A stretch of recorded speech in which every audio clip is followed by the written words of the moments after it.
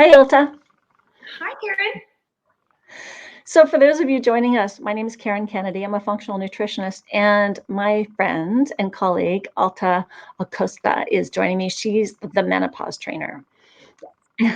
We've been friends and kind of collaborating on projects. I think, did we start collaborating like during the pandemic around 2020? Yes, I believe so. It's been at least 2 years, if not a little bit more. Yeah. Yeah. So because we realized we were both part of the mob networking group, and we realized we had really similar interests and overlapping fields. And so we've done some collaborating, and we decided that, we have so many interesting conversations about our work and the clients we work with, and we share a lot of clients, and we refer people back and forth to each other, that we thought it would be interesting if we answered some questions that people had together, and you might be interested in some of our conversations. So if you don't know much about Alta, if you're my audience, Alta is who I refer people to all the time because she's been a personal trainer for a long time, and she has always been an online personal trainer. So before the pandemic put everything online, she was in that space. And so when my clients needed, their trainer in their pocket, someone who could be at their house and give them resources, she's always my go-to for that.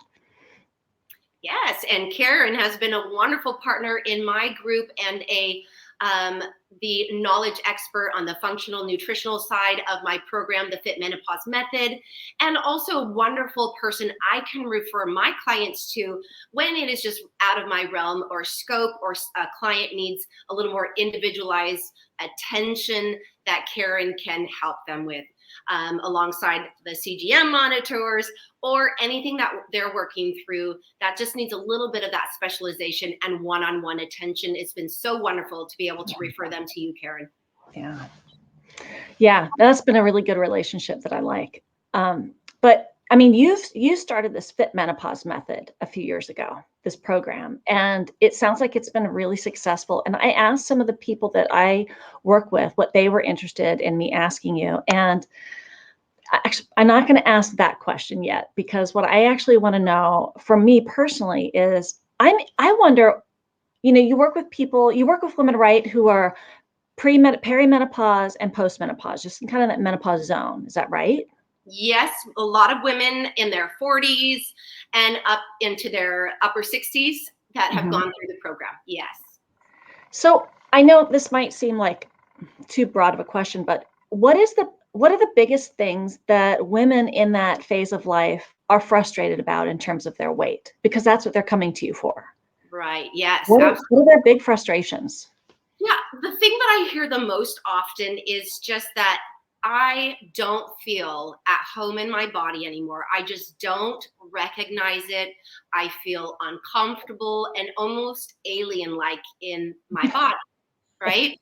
Yeah. And I totally understand where they're coming from, because here's what happens is that we begin as women to lose muscle mass in our 30s, and it's just ever so slight. So we don't notice that it's happening as it's happening until one day, right? Likely in your 40s, maybe 50s. And you're like, what the heck just happened? But it's been ongoing. And again, ever so slight that you don't notice it. And so what the number one complaints are is that I'm now carrying weight in areas that I never used to carry weight in, which is usually around the belly and around the hips. Yeah. And that is extremely frustrating for them. And not to mention that belly fat, right, the visceral fat, is the unhealthy fat, or the ones that really could show us where someone is at as far as their the possibility of getting cardiovascular disease, diabetes, and things that are scary. Yeah.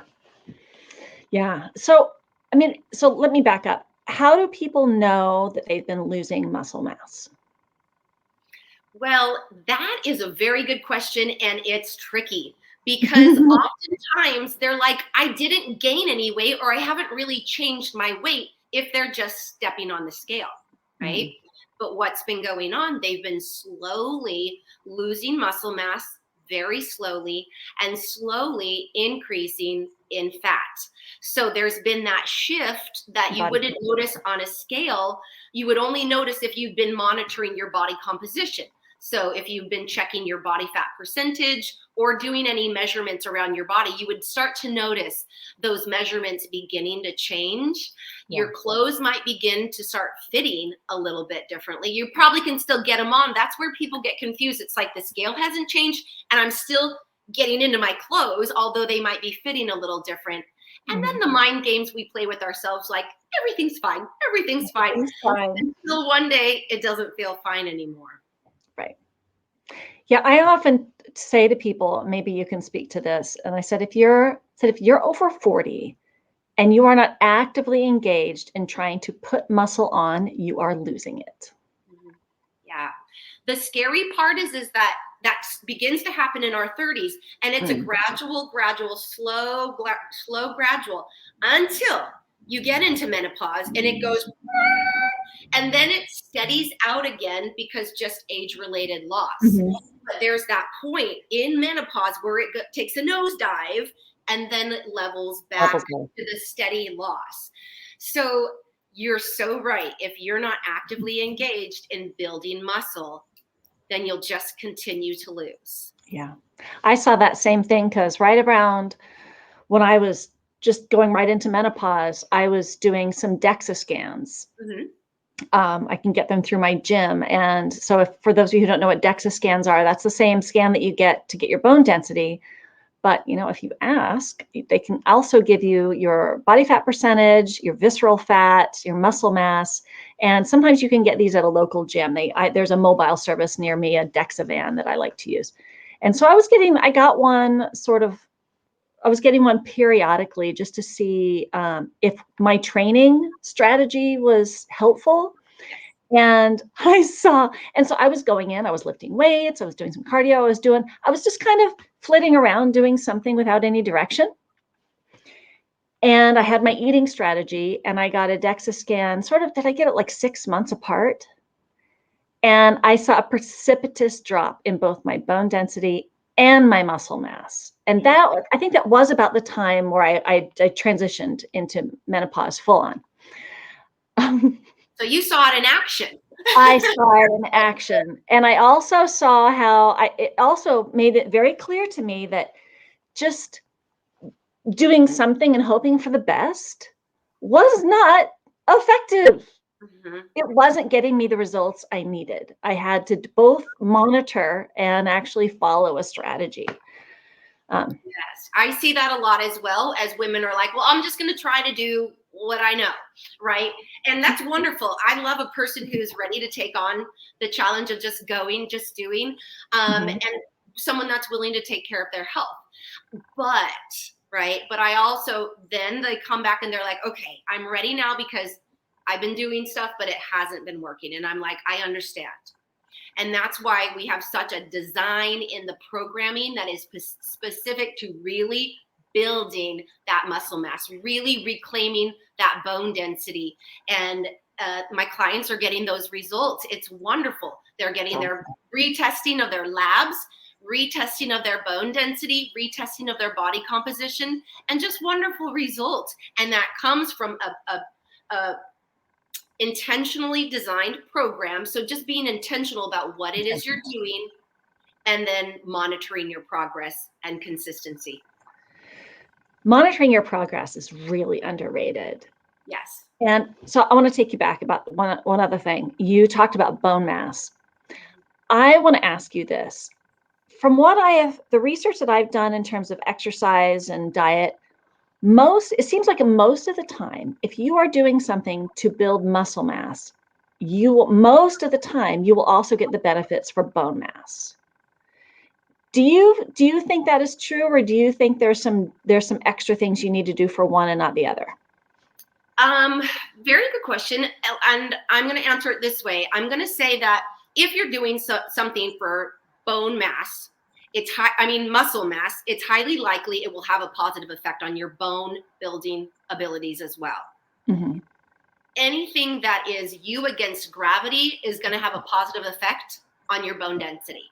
Yeah. Lifting heavy, challenging weights, awesome positive effect on your bone density, right? That's like the best thing. Weightlifting is like do you think that's the best thing for bone density? Yes, absolutely. Absolutely. In terms of activity. Yeah. Mhm.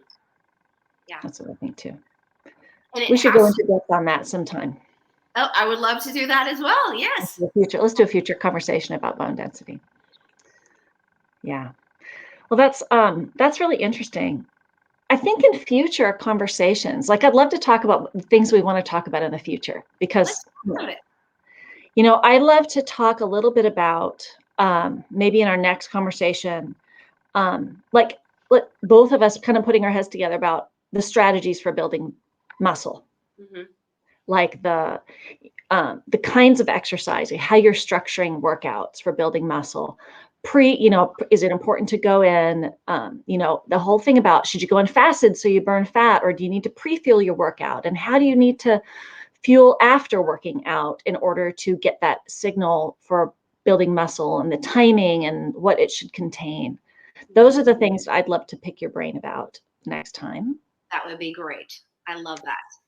And also how, I got a question, how to be consistent about a home workout. Mhm.